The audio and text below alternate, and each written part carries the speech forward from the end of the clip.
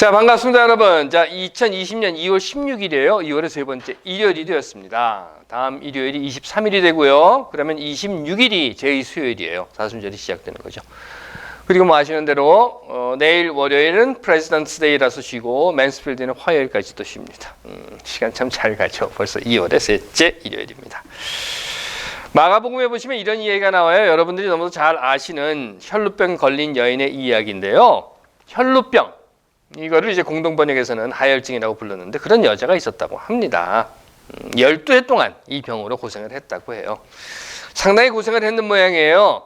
그래서는 이런 이야기가 나와 있습니다. 여러 의사에게 보이면서 고생도 많이 하였고 재산도 다 없앴으나 아무 효력이 없었고 상태는 더욱 악화되었다라고 하는 겁니다. 제가 사는 집에는요, 화장실에 세면대가 2개가 있어요. 이렇게. 그런데 어떻게 하다가 그렇게 되었는지는 정확히 모르겠지만 한쪽 세면대는 아내가 쓰고 한쪽은 제가 사용을 합니다. 처음에 이사 와가지고 나 이쪽 쓸 테니까 당신 저쪽 써. 이렇게 뭐 이야기를 하거나 계약을 한 적도 없어요. 그런데 하다 보니까 계속 저는 이쪽을 쓰고 아내는 이쪽을 쓰게 되어 있습니다. 근데 문제는요, 이 세면대 아래 이 배수구가 이렇게 있잖아요. 어디나 보시면 이렇게 물이 빠져나가는 데 있지 않습니까? 거기가 막힌다는 거예요. 그런데 더더욱 문제는요, 이사 온 이래에 아내가 쓰는 세면대 쪽은 배수구가 한 번도 안 막혔는데 제 쪽만 막혔다는 거예요. 그래서 한 번 치웠고 또 얼마 전에 한 번 다시 또 치웠습니다. 물이 잘 안 내려가는 거죠. 근데 치우면서 보니까 말이죠, 이런 거예요. 아시는 대로 저는 머리를 혼자 이렇게 자르는데요, 그 잘려진 머리카락들이 물에 씻겨서 내려가면서 거기 끼어 있는 겁니다. 긴 머리카락이 아닌 거죠. 이만큼씩 잘라진 머리카락이 다듬는 거니까. 그래서 그 오물을 치워내면서 제가 그렇게 생각을 했습니다. 아, 맞다. 세면대에서 머리를 자르지 않는 아내 쪽은 막히지 않는구나. 세면대에서 머리를 다듬는다고 이렇게 하면서 그걸 버린 내 쪽만 막히는구나. 그래서 그 이후엔 어떻게 하는가 하면요, 세면대에서 머리를 이렇게 다듬을 때는 그 배수구 위에다 페이퍼 타월 한 장 이렇게 딱 깔아요. 이렇게 자릅니다. 그러면 머리 잘라진 그 카락들이 그 페이퍼 타월 위에 얹어지잖아요. 그러면 거기서 이렇게 잡아가지고 갖다 버립니다. 어떻게 사용하는가에 따라서 다른 결과가 나오죠. 똑같은 배수구예요. 똑같은 배수구입니다. 똑같은 세면대고요. 배수구를 만든 재료도 똑같고 배수구에 작동하는 원리도 똑같아요. 여러분들 아시잖아요. 이렇게 U자로 구부러져 있는 거. 사용하는 물도 전혀 다르지 않습니다. 물의 양도 똑같고요. 하지만 한쪽은 머리카락이 들어가서 막혔고 한쪽은 그곳에서 머리를 자르지 않아서 막히지 않았다는 거예요. 해서 이제 저는 제가 머리를 다듬는 방법을 바꾸었습니다. 교회 역시 마찬가지라고 생각해요. 그래서 지금 교회는요, 배수구가 막혀 있어요. 오물이 차고 넘치는 겁니다. 밑으로 내려가야 되는 것이 내려가지 못하게 묶어놓고 있으니까 다 위로 넘치고 있는 거예요. 그 이유는요, 교회에게 하나님께서 주신 것을, 아니 모든 인류들에게 하나님께서 주신 것이에요. 그것을 교회가 마치 자기들만 가지고 있는 것인 양, 우리만 받은 것이다 라고 우기고 있으면서 묶어놓고 있기 때문에 이게 세상으로 흘러내려가지는 못하고 있는 겁니다. 위로 차고 넘치고 있는 거예요. 그래서 대표적으로 하는 말이요, 교회가 하는 말이 이런 거예요. 구원은 교회에만 있다. 많이 들어보셨죠? 그 결과, 즉 기독교, 그리스도교 외에는 구원이 없다라고 얘기했던 겁니다. 더 적나라하게 표현을 하면 이런 거예요. 예수 안 믿으면 구원 못 받는다. 이런 말이죠. 조금 더 적나라하게, 아니 적나라하게가 아니라 추하게 표현을 하자면 이런 거예요. 이 교회에만 구원이 있다. 다른 교회 가면 구원 못 받는다. 이런 겁니다. 이 하혈병을 앓고 있는 여인이 예수에 대한 소문을 들었어요. 예수가 이러고. 그리고는 이런 생각을 하는 거예요. 예수의 옷에 손만 이렇게 대도 내가 구원을 얻을 텐데 라고 생각을 했다는 겁니다. 예수의 옷깃에 내가 손만 이렇게 대도 구원을 얻을 것이다. 구원이라고 하는 거죠. 구원이라고 하는 단어는 소조라고 하는데요, 이거는 소테르라고 하는 단어, 그러니까 구원자라고 하는 단어의 어원이 되는 그런 말입니다. 그런데 이 소조라고 하는 단어를 살펴보시면은요, 보호한다, 안전하게 한다라고 하는 의미를 가지고 있어요. 그 말은 보호를 하려면 무엇으로부터 보호가 되는 겁니다. 궁핍으로부터 보호가 되거나 아니면 뭐 사자가 달려드는 것으로부터 보호를 받거나 이렇게 하는 겁니다. 안전하게 한다라고 하면 무슨 무너지는 것으로부터 안전하게 한다거나 아니면 꺼져나가는 것으로부터 안전하게 한다라고 하는 겁니다. 그 말은요, 이 소조라고 하는 단어는 무엇으로부터라고 하는 전제를 가지고 있다는 거예요. 무엇으로부터 이런 겁니다. 예를 들어서 질병, 그러면 질병으로부터 구한다. 또는 배가 파손을 하잖아요. 막 배가 지금 출렁출렁거리면서 빠지게 됐습니다. 그러면 파손당하는 배로부터 안전하게 구원한다 라고 하는 이런 겁니다. 그러므로 구원이라고 하는 것은요, 무엇으로부터 요청되어야 되는 거예요. 상황이라고 하는 거죠. SOS 아시죠? Save our soul이라고 하는 것. 뭡니까? 살려달라는 거예요. 그 살려달라는 말은, 살려달라는 외침은 그 외침을 하는 사람, 말을 하는 사람이 어떤 처지에 있는가 하는 것을 우리로 하여금 알게 하는 겁니다. 그건 뭔가 하면요, 지금 죽을 처지에 있다는 거예요. 그러니까 살려달라고 하죠. 지금 잘 먹고 잘 살고 있는데 살려주세요, SOS 이렇게 안 한다는 거예요. 무엇으로부터? 죽을 처지로부터 살려주십시오. 죽을 처지로부터 우리를 구원해 주십시오라고 이야기하고 있는 겁니다. 물 주세요 하고 있는 사람은 무슨 처지입니까? 물을 필요로 하고 있는 처지인 거예요. 그런 자에게 물이 구원입니다. 그렇죠? 밥 주세요 라고 얘기하는 사람은 지금 무슨 처지입니까? 배고픈 처지예요. 그런 사람에게는 밥이 구원일 테고, 마찬가지로 잠자리가 없어서 이 추운 한겨울에 길거리에 나앉게 된 사람에게는 편히 쉴 수 있는 조그마한 자리라도 따뜻한 잠자리가 구원인 겁니다. 다시 말씀드리면 이런 외침들은요, 그 말을 하고 있는 사람이 처하고 있는 상황, 즉 그 사람의 삶의 자리에서부터 나오는 소리라는 거예요. 그리고 또 한 가지는요, 이렇게 외칠 수 있는 사람은 그 사람들이 처하고 있는 특별한 상황이 무언가를 알고 있다는 겁니다. 간단히 말씀드리면 이런 거예요. 내가 배고픈 걸 알기 때문에 밥 주세요라고 외칠 수 있는 거고, 내가 목마르다고 하는 걸 알기 때문에 물 주세요라고 외칠 수 있는 거예요. 내가 지금 이대로 가면 죽겠다라고 하는 걸 알기 때문에 SOS라고 외칠 수 있는 겁니다.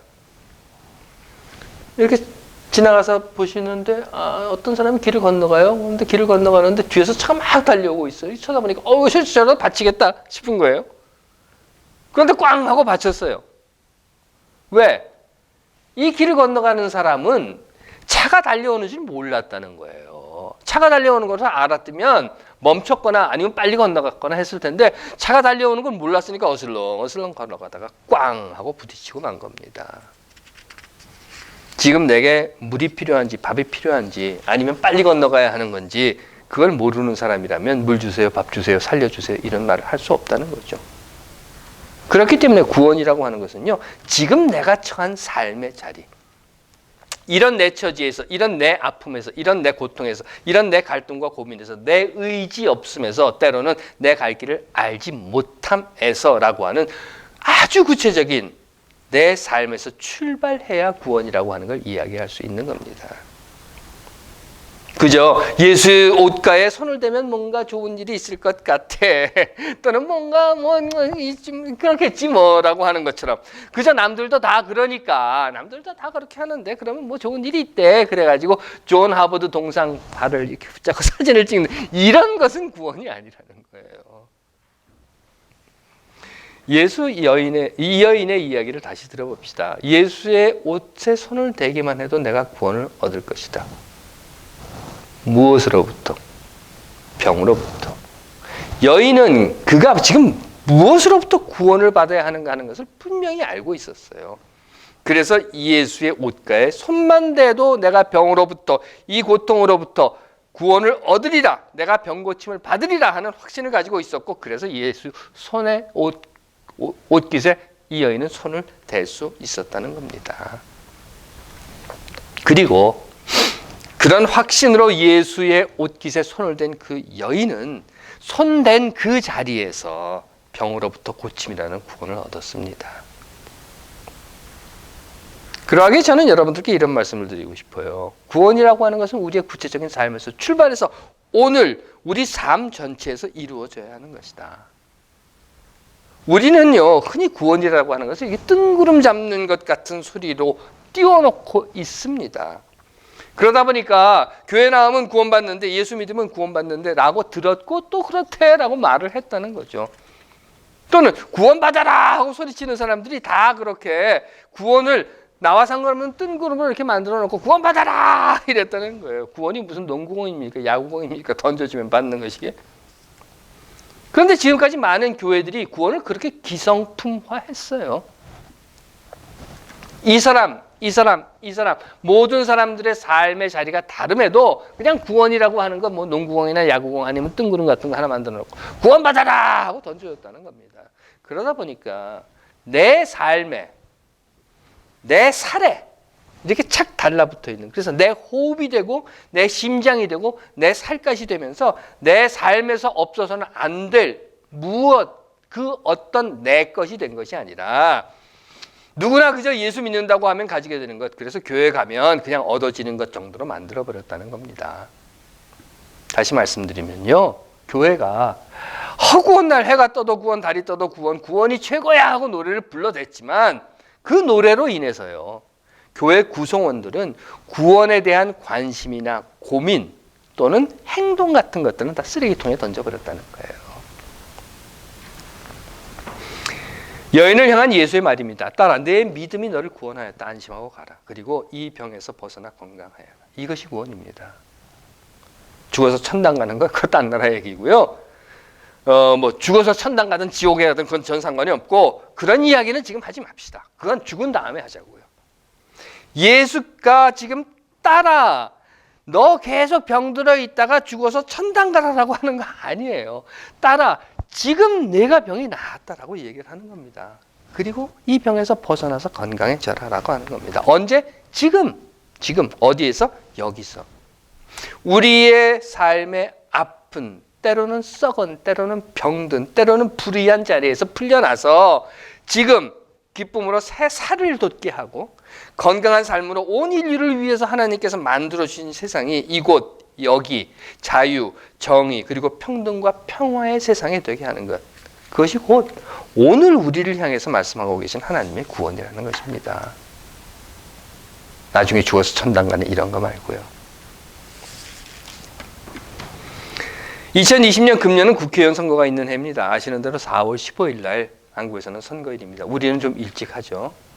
선거철이 들어오니까 온통 난리 법석들이 났어요. 너도 나도 한마디씩 다 거들고 나왔었습니다. 다 저들 잘났다고 떠들어대고 있습니다. 그런데 들어보면요, 이런 거예요. 다 내가 나라를 구할 수 있다, 이런 거예요. 모두가 다 자기가 나라를 구한다는 거예요. 문재인 정권을 심판해야 한다, 맨날 이런 겁니다. 그런데 정말 들어보면요, 경제, 정치, 외교, 국방 뭐 별소리를 다 해야 된다 하더라도 다 저 잘났다고 떠드는 소리밖에 없는 거예요. 뭔가 이렇게 하고 탁 와닿는 이런 것이 없다는 겁니다. 왜? 늘 하던 소리뿐이었거든요. 늘 뜬구름 잡는 소리였거든요. 우리 조국 대한민국이 처하고 있는 현실, 이런 삶이라고 하는 것은 오간데 없고, 무슨 뭐 종북이 어떻고, 무슨 뭐 좌빨의 공산주의의 경제가 어떻고 하는 맨날 했던 소리만 다시 또 하고 있다는 겁니다. 어쩌면 박정희 때는 통했을 거예요. 아니, 전두환 때나 이명박 박근혜 때는. 하지만 저들의 선거 전략이라고 하는 것은 오늘 우리 삶의 구체적인 자리에서 출발하지 못하다 보니까 똑같은 소리, 그저 뜬구름 잡는 소리만 하게 된다는 겁니다. 마치 물질 만능주의에 빠져서요, 변질되어버린, 부패해버린 기독교 교회들이 떠들어대는 구원과 같은 소리로밖에는 들리지 않게 되었다는 거예요. 물론 최근 민주당에서 헛발질을 해대는 꼴이 심히 우려가 되는 것 역시 흔히 말하는 극우 꼴통 저질 기독교 교회에서 저들의 구성원들로 하여금 구원에 대한 관심과 고민, 그리고 구체적인 행동을 쓰레기통에 집어 던져버리게 한 것처럼 건국 100년을 지나면서 간신히 이제 우리가 정의로운 정치에 관심을 가지고 촛불을 들었던 시민들, 그들로 하여금 또다시 정치란 그런 거야, 정치 혐오 무관심, 그놈이나 하는 쓰레기통에 던져버리게 될까 하는 것입니다. 그러지 맙시다. 아무리 저들이 구원을 뜬구름 잡는 소리로 만든다 하더라도 우리는 구원이라고 하는 것이, 정치라고 하는 것이 오늘 우리가 처한 이 구체적인 삶의 자리에서부터 시작해서 오늘 우리의 삶이 바뀌어야 하는 것이라고 하는 것을 잊지는 말아야 할 것입니다. 하나님께서 사랑하시는 여러분, 세면대 배수구가 막히면은요, 무엇으로부터라는 구체적인 상황에서 그 원인을 찾아내야 되는 거예요. 이게 왜 막혔지라고 하는 것. 그리고 그 원인이 밝혀졌으면 즉시 그 원인을 제거하는 방법으로 내 삶의 행동을 바꿔야 하는 겁니다. 그래서 거기서 더 이상 이렇게 머리 다듬으면 안 되는 거예요. 뭘 깔아놓고 해야 되는 거예요. 구원 역시 우리 삶의 자리에서 우리가 지금 무엇으로부터 구원을 얻어야 하는가를 먼저 알아야 우리가 하나님께서 만들어주신 세상, 정의롭고 공의로운 이 하나님께서 기뻐하시는 세상을 만들어가는 일에 장애를 주고 있는 어떤 것들, 그걸 막고 있는 어떤 것들, 즉 우리의 구체적인 삶에서 구원을 얻지 못하게 하고 있는 그 무엇인가를 우리의 삶에서 즉시 바꿔야 한다는 겁니다. 구원은 그 여인의 모습에서 나타난 것처럼 내일, 모레, 아니 10년 후에, 아니 100년 후에 내 병이 고쳐질 거야. 그게 아니라 지금 당장 내 병이 고쳐질 거야 라고 하는 믿음의 행동으로 우리 삶 전체에서 일어나야 하는 것이기 때문인 겁니다.